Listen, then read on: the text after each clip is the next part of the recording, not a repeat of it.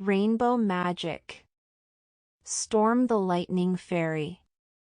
By Daisy Meadows. Magic in the air. I can't believe tomorrow is my last day here, groaned Rachel Walker. She was staying for a week's holiday with her friend, Kirsty Tate, at the Tate's house in Weatherbury. The girls had had so many adventures together, they knew it was going to be difficult to say goodbye. They were walking to the park, keen to get outside now the rain had stopped. It had been pouring down all night, but now the sun was shining. Put your coats on, though, won't you? Mrs. Tate had told them before they set off. It looks quite breezy out there. It's been such fun, having you to stay, Kirsty told her friend. I don't think I'll ever forget this week, will you? Rachel shook her head. No way, she agreed firmly. The two friends smiled at each other. It had been a very busy week. A snowy, windy, cloudy, sunny, misty week thanks to Jack Frost and his naughty goblins. The goblins had stolen the 7 magic tail feathers from Doodle, the fairyland weather cockerel, and taken one each into the human world. The feathers were used by the weather fairies to control the weather, so the goblins were stirring up all kinds of trouble. Rachel and Kirsty were helping the weather fairies to get the feathers back. Without them, Doodle was just an ordinary iron weather vane. Kirsty's dad had found him lying in the park after he chased the goblins into the human world. Mr. Tate had brought him home and put him on the roof of the old barn. Doodle's got 5 of his magic feathers back now. But I do hope we find the last 2 before you have to go home, Kirsty said, pushing open the park gates. Rachel nodded, but before she could say anything, there was a pattering sound and raindrops started splashing down. The girls looked up in dismay to see a huge purple storm cloud covering the sun. The sky was darkening by the second and the rain was falling more and more heavily. Quick! Kirsty shouted. Before we get soaked. The girls started to run, and Rachel put her hands over her head as raindrops pelted them from all sides. She could hardly see the path ahead through the sudden downpour. Where are we going? She yelled. Let's just find some shelter, Kirsty replied, grabbing Rachel's hand and pulling her along. I'm soaked through already. The girls stopped under a large chestnut tree near the park entrance. The tree's wide, leafy branches gave good cover. Great idea, shivered Rachel, trying to shake the raindrops from her coat.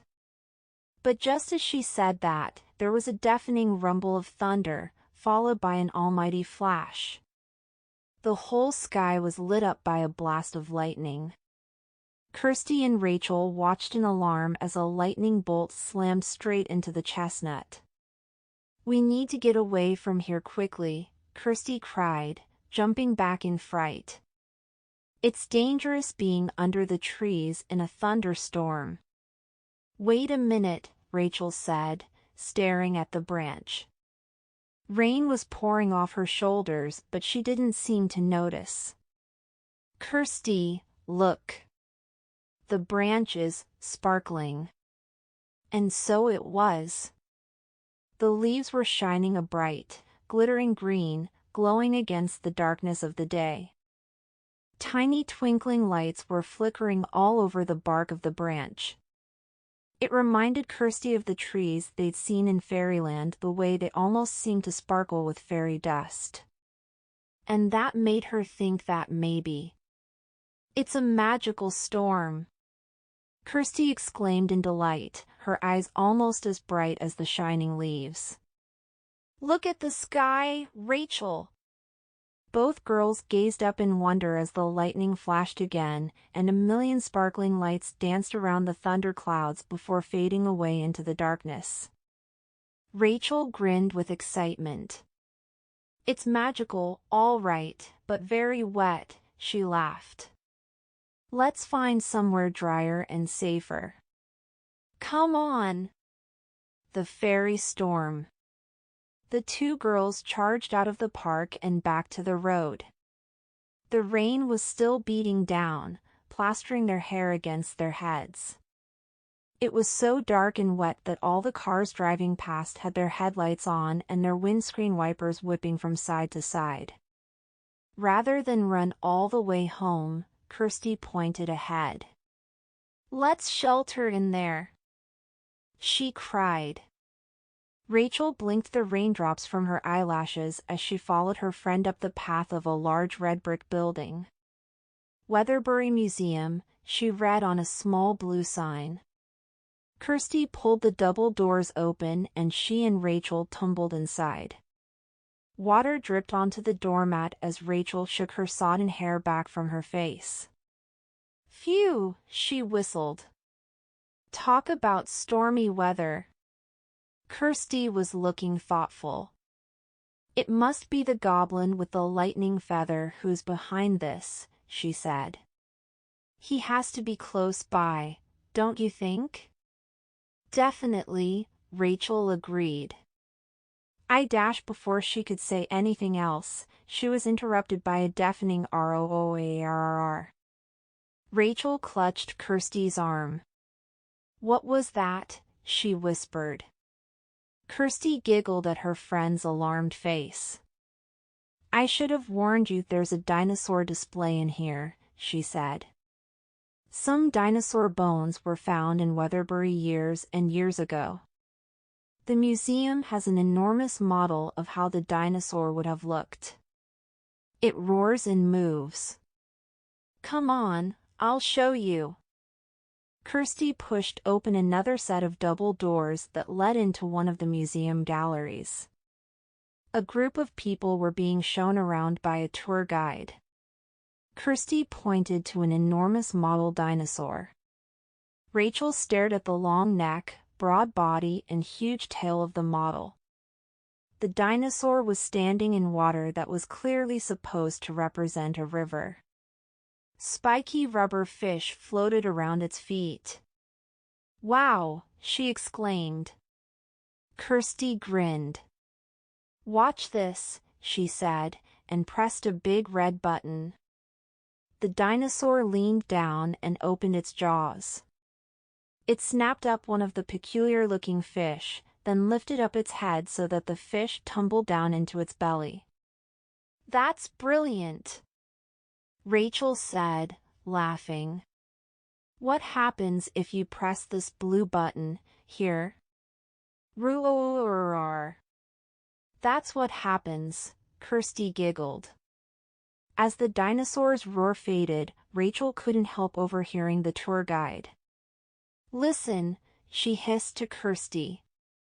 Don't know where this fairy exhibit has come from, the guide was saying in a puzzled voice.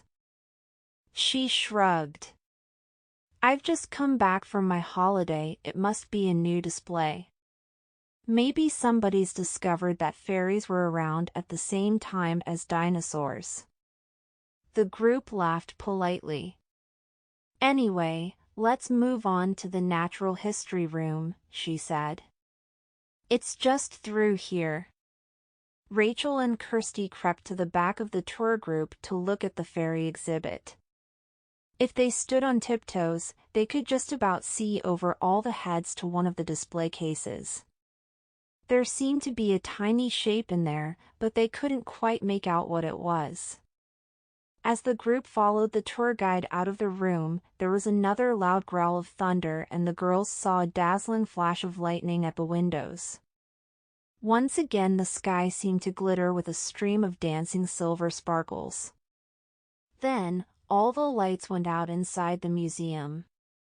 Oh dear, it's a power cut, the guide said in dismay as her tour group gasped. Follow me, everyone, I think we have some torches in a cupboard through here.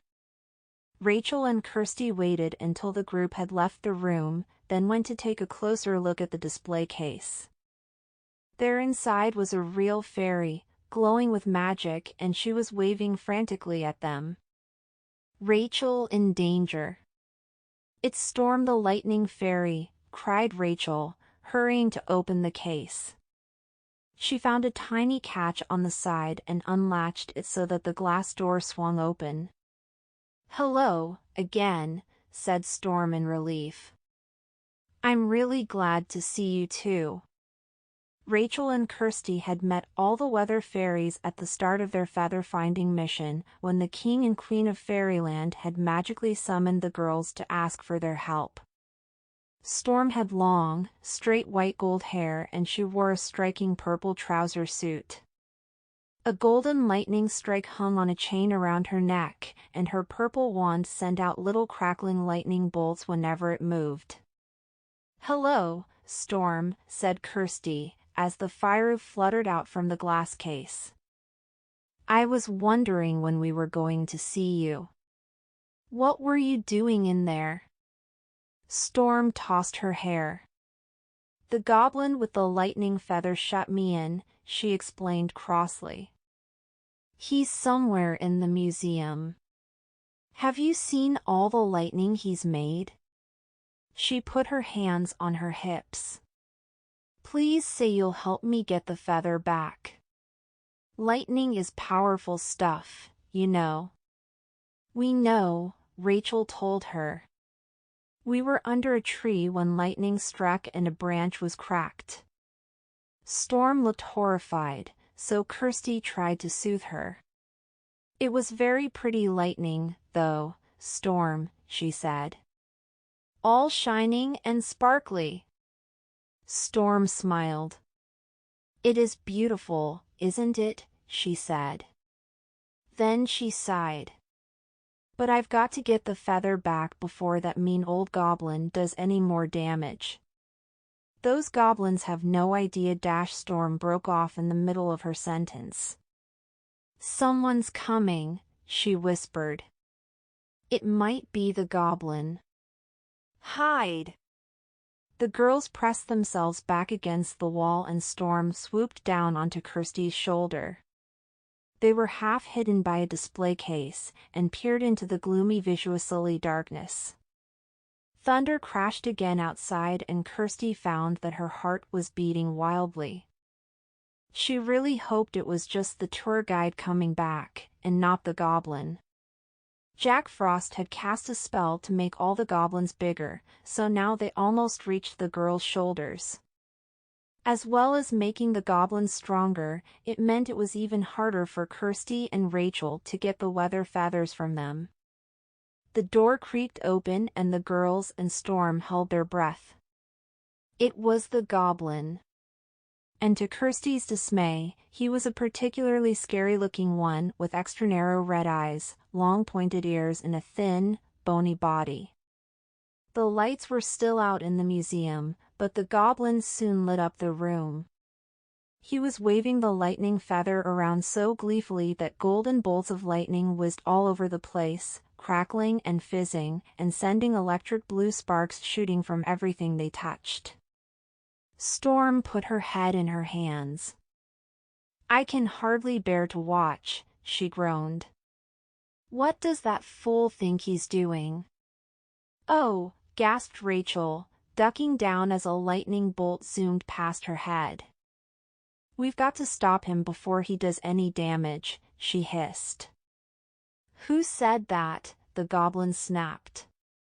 "Fairy, was that you? Or is somebody else in here?" Kirsty's heart pounded so loudly she was sure the goblin was going to hear it. He was turning around, looking everywhere to see who'd made the noise. At last, his red eyes fell upon the girls and he grinned a horrible grin. "Oh ho!" he cried. "Planning to sneak up on me, were you?" And with a wave of the feather, he sent 3 fiery lightning bolts whizzing towards them. "Duck!" cried Storm, diving into Kirsty's coat pocket.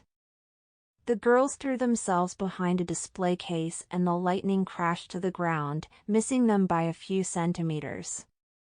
Wisps of glittering smoke rose in coils from a scorch mark on the floor, and the girls watched them anxiously.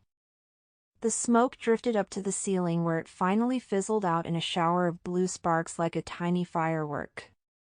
Fairy lightning was certainly powerful stuff. "What shall we do?" whispered Kirsty, her face white. "I don't know," Rachel whispered back. "Storm, have you got any ideas?" Storm shook her head. "He's holding the